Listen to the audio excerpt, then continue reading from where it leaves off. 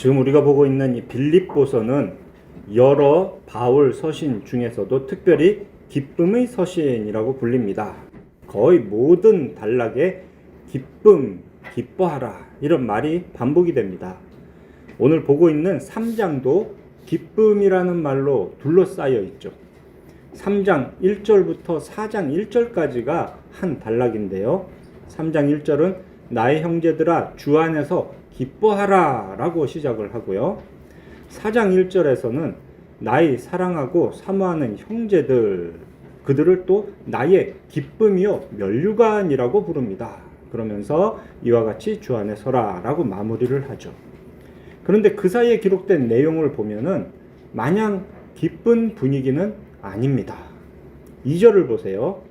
개들을 삼가고 행악하는 자들을 삼가고 몸을 상해하는 일을 삼가라, 주의하라, 조심하라 이런 의미의 삼가라 라는 부정적인 명령을 3번 연속으로 말을 하고 있습니다.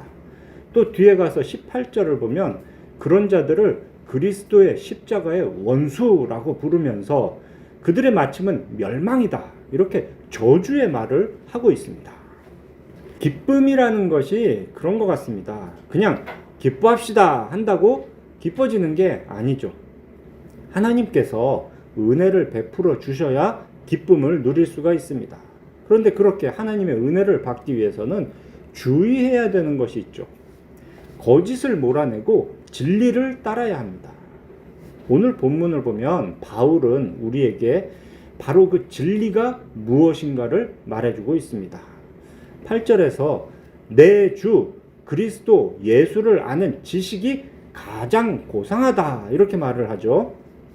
성경에서 안다, 아는 것, 이건 단순한 지식을 갖는 게 아니고 그 대상과 깊은 관계를 맺어서 인격적으로 깊이 교제한다 그런 의미라는 거 늘 말씀을 드리죠. 우리가 예수 그리스도를 안다라는 것이 바로 그런 겁니다. 진리이신 예수 그리스도와 하나 되는 것, 이것이 바로 그 예수님을 아는 것이고 진리를 따르는 것입니다. 오늘 빌립보서 말씀을 통해서 그 진리이신 예수 그리스도와의 관계가 더욱 깊어지는, 예수 그리스도를 더 잘 아는 그런 은혜가 함께 하시기를 바랍니다. 자, 먼저 바울이 그토록 삼가라, 조심해라, 경계해라 이렇게 했던 자들이 누구인지를 좀 봅시다. 2절에서 개들, 행악자들, 몸을 상해하는 일 삼가라 이렇게 했죠. 그 몸을 상해하는 일이라고 번역된 원래의 의미는 손해를 끼치는 할례당 이런 의미가 있는 겁니다. 예전 번역에서는 손할례당이라고 했죠. 이 손할례당이 사람 손으로 할례해서 그런 얘기가 아니고 손해를 끼치는 할례당이다. 그 다음에 나오는 우리가 참 할례당이다 라는 거와 대조되는 그런 표현입니다. 이것들은 모두 할례와 같은 그런 외적인 것을 신뢰하는 유대 율법주의자들을 부르는 표현입니다. 이게 지금 빌립보서에서 문제가 되고 앞으로도 큰 문제가 될 것이다. 바울은 이 부분을 경계하라. 그래야 정말 기뻐할 수 있다. 자, 그 얘기를 하기 위함이죠. 갈라디아서 16장 13절을 보면 이 유대 율법주의자들의 실체를 좀 더 자세히 알 수가 있습니다. 이렇게 말해요. 스스로 율법은 지키지 않으면서 이방인 성도들에게 할례를 받게 하려는 것은 그들이 너희의 육체로 자랑하려 함이라. 자기들 뜻대로 뭔가를 하려고 이방인 그리스도들한테 할례 받아라 이렇게 강요하는 자들, 그들이 유대 율법주의자들입니다. 문제는 뭡니까? 말은 자기들이 율법 지켜라 하면서 실제로 그들은 율법을 지키지 않는다고 바울이 지적을 하는 겁니다. 유대 율법주의자들은 말로는 그렇게 율법을 강조합니다. 그래서 할례도 받아야 되고 음식의 정결법도 여전히 지켜야 한다 막 이렇게 얘기를 해요. 그런데 정작 십계명과 또 여러 신명기에 있는 율법들, 이런 것들은 아무것도 지키질 않았습니다. 사도행전 15장을 보면 이 문제에 대해서 한번 공식적으로 얘기가 됐어요. 이방인도 그리스도인이 되려면 할례를 받아야 하는가? 요 문제를 해결하기 위해서 예루살렘에서 공회가 열렸습니다. 공식적인 교회의 회의죠. 모든 사도들과 장로들이 모여 상의를 해서 결론을 내린 기록이 나옵니다. 예루살렘 공회는 이방인 그리스도인은 할례를 받을 필요가 없다라고 공식적으로 결정을 했어요. 그 예루살렘 공회가 주후 49에서 50년 정도에 있었습니다. 지금 바울이 로마 감옥에서 이 편지를 쓰는 때는 61년, 62년 정도이고요. 그러니까 약 12년 정도가 지났는데 여전히 이 유대 율법주의자들의 미혹이 세상에서 계속되고 있었던 것 같습니다. 이 사람들은 자기들이 잘하려고 하는 게 절대 아닙니다. 악한 일이에요. 공회의 결정도 여전히 무시하는 그런 악한 자들입니다. 이런 악한 자들의 미혹에 대처하는 가장 좋은 방법이 무엇일까요? 이런 악한 자들은 끊임없이 일어나거든요. 이런 미혹들은 계속됩니다. 계속되는 거짓 가르침에 뭐가 잘못됐나 요거를 연구하는 것보다 더 중요한 것은 무엇이 진짠가, 옳은 것을 제대로 아는 것입니다. 그래서 바울이 지금 옳은 것을 말해줍니다. 지식 중에 가장 귀한 지식, 내 주 그리스도 예수를 아는 그 지식을 빌립보 교회에 가르쳐줍니다. 그것이 오늘 우리가 읽은 본문의 내용입니다. 7절부터 봅시다. 그러나 무엇이든지 내게 유익하던 것을 내가 그리스도를 위하여 다 해로 여길 뿐더러 또한 모든 것을 해로 여김은 내 주 그리스도 예수를 아는 지식이 가장 고상하기 때문이라. 바로 앞에 4절부터 6절까지를 보면은 바울이 자기 이야기를 해요. 자신이 예전에 유익하다라고 여겼던 것들을 좀 자세히 말을 했습니다. 유대인 신분, 난지 8일 만에 할례를 받은 것, 율법을 열심히 지켰던 것들. 전에는 이런 것들이 다 자신에게 이익이 된다라고 바울은 생각을 했어요. 그런데 이제는 그것들이 모두 자신에게 손해를 끼치는 것이다, 이렇게 여깁니다. 왜 그럴까? 그 이유는 그리스도 때문이다. 7절을 보면 그리스도 위하여라고 번역이 됐는데 이 의미가 그리스도 때문에입니다. 그리스도 때문이 무슨 말인가? 8절에서 좀 더 굳혀야 되죠. 내 주 그리스도 예수를 아는 지식이 가장 고상하기 때문이라. 자, 예수 그리스도를 알고 나니까 자신이 예전에 귀하게 여겼던 이런 외적인 조건들은 자기가 정말 이루고자 하는 목표에 이익이 되는 게 아니었다라는 걸 깨달았다는 거예요. 이익이 되는 게 아니라 오히려 손해가 되는구나. 그럼 바울이 예전부터 항상 정말 추구했던 것, 자기가 이루려고 했던 목표가 무엇일까요? 나중 보면 이게 분명히 나타납니다. 바울이 원한 건 의인이 되는 거예요. 의로운 자가 되는 거. 예수님을 알기 전에는 그 의로운 자가 되려고 할례를 받았던 거고 자기가 이스라엘 종족이라는 것을 자랑했습니다. 바리새인의 엄격한 전통을 열심히 지키면 의인이 된다라고 믿었어요. 그래서 그 일들을 통해 의로움을 얻으려고 최선을 다했습니다. 의로워지려고 최선을 다한 그 노력의 절정이 뭐냐? 예수 믿는 사람들을 체포하러 다니는 거였어요. 그렇게 그리스도인을 핍박하기 위해 다메섹으로 가던 길에서 바울은 부활하신 예수 그리스도를 만났습니다. 그리고 그 이후로 바울은 그동안 자기가 가지고 있던 생각, 가치관이 확 변해버렸죠. 예수님과 아무 관계없던 바울에게 예수님이 먼저 찾아오셔서 바울과 깊은 교제를 나누셨습니다. 이제 바울은 예수 그리스도 그분이 누구신지를 본질적으로 깨닫게 되었어요. 아는 사이가 된 거죠. 그리스도 예수를 알게 된 바울은 그 그리스도를 얻었습니다. 그리스도 안에서 발견되는 것을 가장 귀하게 여기게 되었습니다. 여기서 그리스도 안에서 발견된다라는 표현은 그리스도 안에서 생명을 얻는다, 그런 의미입니다. 그 궁극적인 이유가 이 구절에 나오는 거예요. 내가 가진 의는 바울은 의에 대해서 말을 하고 있는 겁니다. 내가 가진 의는, 지금 의를 가진 바울이 이것은 율법에서 난 것이 아니다라는 거예요. 옛날에는 이게 율법에서 나오는 건 줄 알았거든요. 근데 오직 그리스도를 믿음으로 말미암는 것이니 곧 믿음으로 하나님께로부터 난 의다. 의라는 게 그런 거구나. 내가 평생 의인 되려고 그렇게 노력을 했는데 그 의는 내가 뭔가를 열심히 해서 얻는 게 아니고 하나님께서 선물로 주시는 거였구나. 언제? 예수 그리스도를 믿을 때. 믿음으로 말미암는 의를 이제 내가 가졌구나. 이걸 알게 된 게 바울입니다. 결국 바울이 늘 추구했던 건 의로움인 거예요. 할례나 혈통이나 바리새인의 전통을 따르는 것, 그것이 예전에는 신뢰할 만한 것이었어요. 의를 이루는데. 그런데 그게 뭐였다?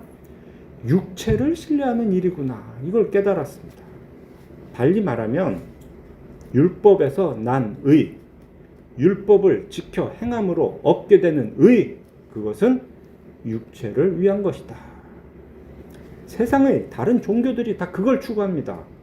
자기의 노력으로 얻는 의, 자기 공로적인 의. 그것은 9절에서 바울이 말하는 예수 그리스도에 대한 믿음으로 하나님께로부터 난 의와 정반대되는 거죠. 하나님께서 우리를 의롭게 여기시는 단 하나의 근거는 예수 그리스도를 믿는 우리의 믿음입니다. 근데 그 믿음마저도 우리의 공로가 아닙니다. 우리를 의롭게 여겨주시는 하나님의 은혜를 받아들이는 수단이며 통로가 바로 그 믿음인 거죠. 믿음도 하나님께서 선물로 주시는 겁니다.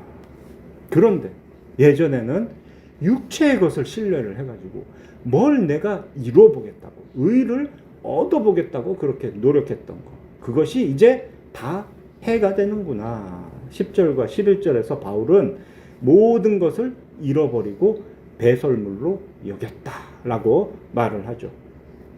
여기서 다 잃어버렸다, 다 배설물, 그냥 뭐 속된 말로 똥으로 여겼다라고 말하는 것은 그 예전에 자신이 가졌던 그런 성경에 대한 지식이라든지 열심이라든지 이런 것들이 다 쓸모없는 거다, 괜한 짓이었다, 이런 얘기는 아닙니다. 뭐에 손해가 된다? 의롭게 되는데 손해가 되는 거다, 그 얘기예요. 왜 손해가 됩니까?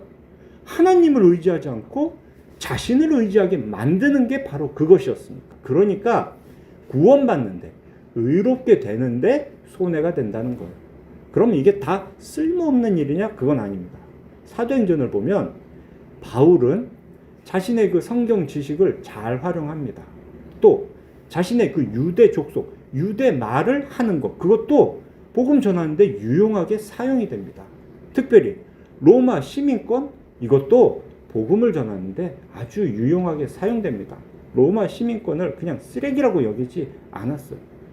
바울이 가진, 예전에 갖췄던 그것들이 다 쓰레기로, 해로, 손해로 여기는 것은 구원을 얻는데, 의롭게 되는데 아무런 가치가 없다, 그 얘기를 지금 하고 있는 겁니다. 그렇게 생각하는 목적에 대해서 이제 말을 하는데요. 내가 그리스도와 그의 부활의 권능과 그의 고난에 참여함을 알려 함이라. 그리스도와 참여하려면, 그리스도와 하나가 되려면 앞에서 말했던 그 육신의 것들은 다 배설물로 여겨야 되겠다. 여기서 바울이 알고자 했던 것이 세 가지입니다. 첫째는 그리스도죠. 그리스도. 제일 앞에 그리스도. 그리스도 그분 자체. 그리스도를 안다는 것은 그리스도와 깊은 관계를 맺는다. 앞에서 본 대로 그리스도를 얻고 그리스도 안에서 발견되는 것, 새 생명을 얻는 것, 이것이 바로 그리스도를 아는 것입니다. 두 번째는 그리스도의 부활의 권능을 알고자 했다, 이렇게 말을 해요. 그리스도께서 하신 사역 중에서 제일 중요한 게 바로 부활입니다. 그리스도께서 죽은 자 가운데서 부활하심으로 이분이 하나님의 의로우신 아들이구나, 이걸 확증을 하게 됐어요. 왜? 의인은 죽어도 썩지 않거든요. 썩지 않고 부활하셨으니까 이분은 죄 때문에 죽은 게 아니라 의로우신 분이구나. 이걸 확증한 거예요. 근데 의인은 없어요. 의로운 사람은 없어요. 그러니까 이분은 하나님이시구나. 이거에 대한 확증되는 게 부활하셨다라는 겁니다. 또 그리스도께서 부활의 첫 열매가 되심으로 모든 믿는 자들도 그리스도 안에서 부활을 경험하게 됩니다. 그래서 바울은 그리스도의 부활의 권능을 알고자 했습니다. 부활의 권능이 뭔가를 안다는 거, 이것도 똑같은 거예요. 그게 내 것이 되는 겁니다. 내가 그걸 체화하는 거예요. 이거 다르게 말하면 부활의 권능에 참여하는 거죠. 예수님만의 일이 아니구나. 나에게도 일어날 일이구나. 자, 세 번째로는 그리스도의 고난에 참여하는 것을 알고자 했습니다. 바울은 그냥 내가 주를 믿어서 의롭다 여김을 받았다 이거에 머물지 않았습니다. 그리스도를 위해 고난받는 일에 동참하는 것을 큰 영광으로 여겼습니다. 앞서 1장 29절에서도 이렇게 말했죠. 그리스도를 위하여 너희에게 은혜를 주신 것은 다만 그를 믿을 뿐 아니라, 믿으라고만 한 게 아니고요, 또한 그를 위하여 고난도 받게 하려 하심이라. 그리스도를 위한 고난받는 게 바로 우리에게 주어지는 은혜의 또 중요한 목적입니다. 그리스도를 위한 고난. 자, 이렇게 말하면 이게 또 구체적으로 무슨 의미일까? 그리스도의 몸인 교회를 위하여 받는 고난. 이것을 바울은 그리스도를 위하여 받는 고난이라고 말합니다. 또 다른 옥중 서신인 골로새서 1장 24절에서 이렇게 말을 했어요. 나는 이제 너희를 위하여 받는 괴로움을 기뻐하고 그리스도의 남은 고난을 그의 몸된 교회를 위하여 내 육체에 채우노라. 아주 표현이 어렵지만 이게 그겁니다. 그리스도의 몸된 교회를 위하여 내가 고난을 받겠다. 그 일이 너희를 위하여 괴로움 받는 일이다. 고난은, 그리스도를 위한 고난은 교회를 위해 받는 고난입니다. 마태복음 5장 11, 12절을 보면은 이러한 고난에 대해서 예수님의 약속이 기록이 되어 있습니다. 나로 말미암아 너희를 욕하고 박해하고 거짓으로 너희를 거슬러 모든 악한 말을 할 때에는 너희에게 복이 있나니 기뻐하고 즐거워하라. 하늘에서 너희의 상이 캄이라. 기뻐하는데 중요한 근거가 이 땅에서 예수 그리스도로 말미암아 주의 몸된 교회를 위해 고난받는 일입니다. 거기에 대한 상으로 주어지는 것이 기쁨입니다. 이상의 세 가지에 대해 바울이 알고자 하여서 실제로 무엇을 했는가? 바로 이어서 이렇게 말하죠. 그의 죽으심을 본받아 어떻게 해서든지 죽은 자 가운데서 부활에 이르려 한다.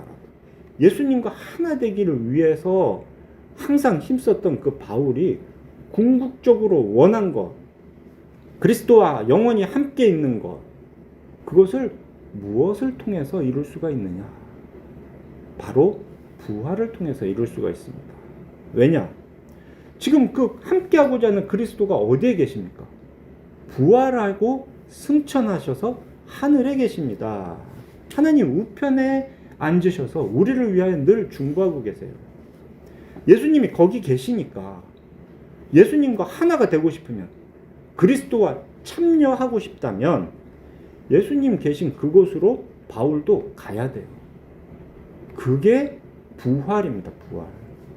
부활해야 하나님 나라 가서 예수님과 함께 있게 되는 거예요.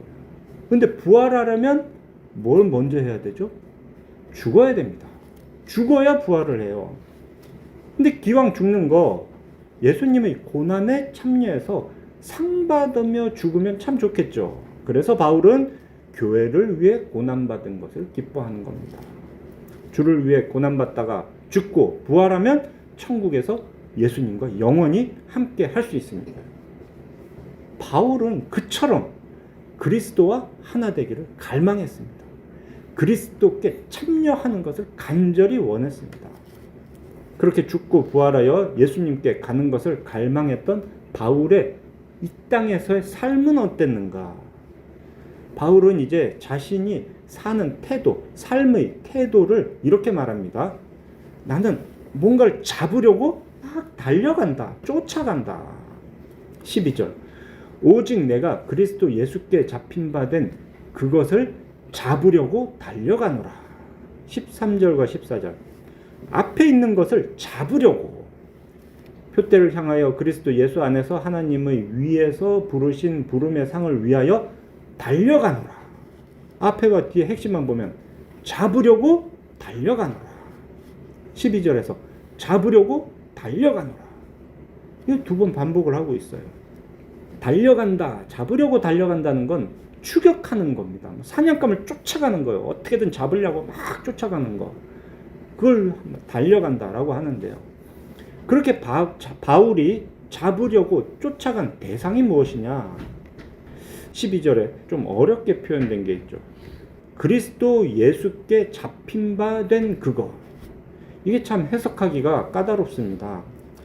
크게 이제 두 가지로 해석이 되는데요. 첫째는 예수께서 바울을 구원할 자로 택하셔서 구원의 자리로 이끌어내신 일, 요것을 그리스도가 바울을 잡으신 일이다. 자, 이렇게 보는 겁니다. 자, 그렇게 본다면 바울은 자신의 그 구원의 완성을 위해서 달려간다. 이렇게 이해할 수가 있어요. 근데 또 다른 해석으로는 예수께서 바울을 이방인의 사도로 부르신 일, 요거를 예수님이 바울을 잡으신 일이다. 이렇게 보기도 합니다. 그렇게 본다면 이방인에게 복음을 전하는 그 사명을 이루고자 달려간다. 바울이 달려가는 목표점이 이렇게 두 가지가 얘기가 될 수 있는데요. 이 시간은 학문적 연구가 아니고 설교이니까 가능하면 그냥 목사가 그걸 자 이리저리 판단해가지고 요겁니다 라고 한 가지로 말씀을 해드리면 좋겠지만, 이거는 암만 분석을 해봐도 그냥 그 두 가지로 다 해석이 가능해요. 그래서 이렇게 이해하면 되겠습니다. 아, 이게 중의적인 표현이구나. 바울의 구원의 완성에 대한 것도 목표가 될 수 있고, 또 하나님께서 자기에게 맡기신 그 사명을 이루는 것도 목표가 될 수 있겠구나. 이렇게 둘 다를 마음속에 품고 말씀을 각자 적용하시는 게 좋을 것 같습니다. 중요한 것은 이러나 저러나 바울이 무엇을 쫓아갔느냐? 자기가 생각한 어떤 목표점을 쫓아간 게 아니고 하나님께서 주신 것, 예수 그리스도의 뜻을 목표로 해서 달려갔다라는 것, 요게 중요한 겁니다. 그렇게 그리스도에 잡혀 달려가는 삶에는 겸손함이 전제가 됩니다. 형제들아, 나는 아직 내가 잡은 줄로 여기지 아니하고 오직 한 일, 이건 한 일, 내가 했던 일, 그런 얘기가 아니라 하나의 일, 한 가지 일, 즉 뒤에 있는 것은 잊어버리고 앞에 있는 그 한 가지 일을 잡으려고 달려간다. 이렇게 말을 합니다. 그럼 여기서 뒤에 있다는 거, 잊어버렸다는 그 일은 무엇일까? 흔히 세상 사람들은 지난날을 다 잊어버린다 하면은 자기의 잘한 것, 자랑할 일도 다 잊어버리고 또 자기 잘못한 것, 부끄러운 일도 다 잊어버린다. 이런 식으로 이해를 합니다. 자, 그런데 말씀을 잘 보세요. 지금 바울이 잊어버린 것은 한 가지입니다. 자랑할 일. 자기가 옛날에는 참 잘했다고 생각하는 것. 이것은 앞서 얘기했던 그 육체를 신뢰할 만한 그런 일이 아니고요. 예수님을 만난 이후로 지금까지 벌써 세월이 30년 정도 흘렀거든요. 이방인을 위해 복음 전한 세월이 30년이 지났습니다. 그동안 얼마나 많은 일을 했겠습니까? 3번의 선교 여행을 통해서 아시아와 유럽을 다니며 많은 교회를 세웠죠. 복음을 전하다가 매를 맞고 감옥에 갇히기도 했습니다. 그런데 바울은 그것들을 자랑하지 않고 그런 일들은 모두 잊어버린다. 오직 앞에 있는 표대를 향하여 약속된 하나님의 상을 향하여 달려가겠다. 이렇게 말을 하는 겁니다. 우리도 이 바울의 본을 받아서 지난날에 뭔가를 이루었다, 내가 이런 거 저런 걸 했다 라고 자랑해서는 안 되겠죠. 내가 지금까지 성경을 몇 번을 읽었어, 내가 지금까지 교회를 어떻게 섬겼어, 전에 한 이런 일들, 자랑할 만한 이런 일들 다 잊어버리고 우리는 앞으로 달려가야 합니다. 그렇게 겸손하게 이 삶을 살아야 합니다. 자, 자랑은 그렇다 치고 그럼 과거의 잘못은 어떻게 해야 될까? 잘못한 것은 잊어버리면 안 됩니다. 덮어버려서도 안 됩니다. 하나님 앞에서 정직하게 회개해야 합니다. 사도행전을 보세요. 바울은 어디 가서 기회만 있으면 자기의 악했던, 잘못했던 예전 이야기를 다 고백합니다. 거기서 돌이켰다는 걸 말을 합니다. 하나님 앞에서 우리는 잘못한 일은 정직하게 회개해야 합니다. 회개하면 하나님께서 죄 없다 해 주십니다. 잘못한 일은 회개함으로 털어내고 가볍게 앞으로 달려가야 합니다. 잘못한 일, 이거 나 그거 다 잊어버렸어, 이러면 옳은 일이 아닙니다. 지금 바울이 지난 일 다 잊어버렸다라고 말하는 건 자신이 자랑할 만한 일, 그래도 잘했다고 여겨지는 그 일들, 그거 앞으로의 삶에 생각하면 의미 없다, 다 그냥 잊어버렸다, 이렇게 말을 하는 겁니다. 자, 그렇게 겸손한 태도가 그리스도에 참여하는 삶의 중요한 요소고요. 또 15절에서는 용납하는 것, 관용하는 것에 대해 말을 하죠. 그러므로 누구든지 우리 온전히 이룬 자들은 이렇게 생각할지니 만일 어떤 일에 너희가 달리 생각하면 하나님이 이것도 너희에게 나타내시리라. 앞에서 온전히 이뤘다 함도 아니다 이렇게 말을 했었는데 여기는 또 온전히 이룬 자들이 우리다 이렇게 말을 해요. 뭔가 모순되는 것 같은데요. 앞에서 온전히 이루었다라는 건 진짜 그 구원을 완전히 이루었다든가 사명을 완전히 다 행했다든가 뭐 이런 것들을 말하는 거고, 나는 아직 그런 사람이 아니다 라고 말하는 거, 그게 옳은 거고요.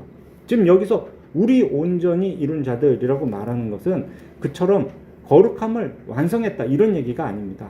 그냥 성숙한 일반적인 그리스도인을 말하는 겁니다. 육신에 속한 자 또는 미숙한 자와 대비되는 그런 표현일 뿐입니다. 이걸 다르게 말하면 그냥 교회의 성도라면 마땅히 이렇게 생각해야 됩니다. 지금 바울이 그렇게 말을 꺼내는 겁니다. 성숙한 성도들도 교회 안에서 상호간에 의견 차이가 생길 수 있다는 거예요. 그런 때에도 하나님께서는 결국 모두에게 다 깨닫게 해주신다. 지금 그 이야기를 바울이 보태고 있어요. 왜 그럴까? 교회 안에서 진리의 문제가 아니면 너무 자기의 주장을 막 강하게 내세우지 말라는 겁니다. 서로 존중하고 기다려라. 바울이 그걸 가르쳐 줍니다. 아까 공회 얘기도 했지만, 자, 교회 안에서는 이제 어떤 걸 결정할 때 회의를 합니다. 공식적인 회의를 해요. 회의 진행이나 의사 발언이나 여기에 권위 있게 다 공식적으로 회의를 합니다. 그렇게 회의를 해보아도 의견이 갈라지는 경우가 있어요. 그러면 우리는 이제 최종적으로 이렇게 하죠. 다수결로 합시다 해가지고 어떻게든 결론을 내려고 합니다. 근데 지금 이 바울의 가르침에 따르면 그렇게 결론을 내려고 하지 말고 조금 기다려봐라. 한 회기 한번 미뤄봐라. 그러면 그 사이에 하나님께서 어떤 특별한 다양한 방법으로 모든 공동체에게 다 깨닫게 해주신 그런 은혜가 있다. 그렇게 해서 성도들 간에 의견 차이로 인해 깨어질 일은 만들지 말라. 이런 가르침을 주는 겁니다. 이 다음 4장을 보면 이제 그 문제가 실질적으로 나타나는데요. 4장 5절에서 이렇게 말하죠. 너희 관용을 모든 사람에게 알게 하라. 공동체가 하나 되는데 중요한 거는 관용입니다. 관용. 서로를 인정하고 용납하는 거. 에베소서 4장 2절에서는 이렇게 말하죠. 겸손과 온유로 오래 참음으로 사랑 가운데서 서로 용납하라. 그래야 이 교회 공동체가 주의 몸된 교회가 하나가 될 수 있는 겁니다. 자, 이제 마지막으로 16절입니다. 오직 우리가 어디까지 이르렀든지 그대로 행할 것이라. 하던 대로 해라 라는 겁니다. 표대를 향해 달려가다가 힘들다고, 뭐가 잘 안 된다고, 이거 하다 보니까 내 마음에 안 든다고 길을 바꾸지 말라는 거예요. 딴 길로 가지 말고 처음 바라봤던 표대, 처음 정한 그 목표대로 그냥 꾸준히 달려가라. 그 말을 마무리로 하고 있습니다. 표대 처음 목표가 무엇입니까? 명확했습니다. 예수 그리스도예요. 그리스도 예수께 잡힌 바 된 그것, 어떤 경우에는 우리에게 주어진 사명일 수도 있고 주께서 시작하신 우리의 구원일 수도 있고요. 말씀대로 그냥 쭉 살아가라. 이리저리 길 바꾸지 마라. 주의 말씀을 묵상하고 깨달아서 말씀대로 그냥 살아가라. 주께서 우리에게 주신 사명을 수행할 때도 이리저리 흔들리지 마라. 여러분들 각자의 사명이 무엇인지 다 알고 계십니까? 교회에서 사명하면은 복음 전하는 일, 목사가 되고 선교사가 되고, 그 젊은이들 모아놓고 막 말씀을 전한 뒤에 목사 될 사람, 선교사 될 사람 일어나라고 하는데 이건 완전 엉터리입니다. 목사나 선교사 되는 것만이 그리스도인의 사명이 아니에요. 부모를 공경하라, 주의를 거룩하게 지키라, 이게 아주 기본적인 모든 성도들의 사명입니다. 이렇게 율법, 말씀을 따라 사는 것이 모든 그리스도인에게 공통적으로 주어지는 정말 귀한 사명입니다. 그렇게 세상과 구별된 삶을 사는 것. 그 세상 현장은 다양할 수 있는 거죠. 가게에서, 학교에서, 유치원에서, 우체국에서, 병원에서 내가 하는 모든 일들을 할 때에 그리스도의 뜻에 따라, 각 개인에게 중요한 건 이거죠. 정직하게 하는 것. 그게 하나님의 정의, 공의를 이루는 거라 했습니다. 정직하고 성실하게 자기의 일을 수행하는 것. 이것이 주께서 우리 각자에게 맡기신 사명입니다. 그리고 이제 17절 보면은 바울은 자신을 본받고 또 자신과 같이 행하는 자들을 눈여겨보라라고 하죠. 그리스도의 십자가의 원수들의 그 미혹을 따르지 말고 우리는 이 바울의 본을 따라야 합니다. 할례와 같이 특이한 뭔가를 해야 한다, 그런 말 듣지 말고 교회 안에서 묵묵히 말씀을 따라 사는 성도들과 함께 해야 합니다. 각자에게 맡겨진 일상을 그리스도 안에서 행하는 것이 표대를 향하여 달려가는 것입니다. 그리스도 예수 안에서 하나님이 위에서 부르신 부름의 상을 위해 달려가는 것입니다. 편지 서두에서 바울이 이렇게 말했죠. 너희 안에서 착한 일을 시작하신 하나님께서 그리스도 예수의 날까지 이루실 줄을 우리는 확신한다. 이 확신이 시작이었어요. 하나님은 태초에 우리를 택하셔서 때가 되어 부르시고 예수 그리스도를 믿게 하심으로 우리에게 의롭다 여겨 주셨습니다. 그렇게 하나님께서 우리의 구원을 시작하셨죠. 우리는 확신합니다. 마침내 하나님 나라에 가게 될 것을. 죽음에서 부활하여 예수 그리스도와 하나 되는 영광을 마침내 우리는 누리게 될 것입니다. 우린 이걸 확신하는 거예요. 그 부활과 영화를 확신하니 예수님과 같이 죽는 것도 우리는 당연하게 여길 수 있습니다. 그 죽음을 당연하게 여기니 이 땅 살면서 예수님과 같이 고난 당하기를 또 기뻐할 수 있습니다. 예수님과 같이 고난 당하는 삶을 기뻐하니 우리는 좌로나 우로나 치우치지 않고 그냥 내게 맡겨진 일을 담대하게 말씀에 따라 살아갈 수가 있습니다. 반드시 우리의 구원을 이루실 것을 믿는 그 확신에서 부활, 죽음, 고난, 우리의 모든 삶이 정해지는 겁니다. 바울은 그 삶의 태도를 오늘 본문을 통해서 보여줬습니다. 이것이 악한 가르침에 미혹되지 않기 위해서 우리가 반드시 알아야 될 진리의 말씀입니다.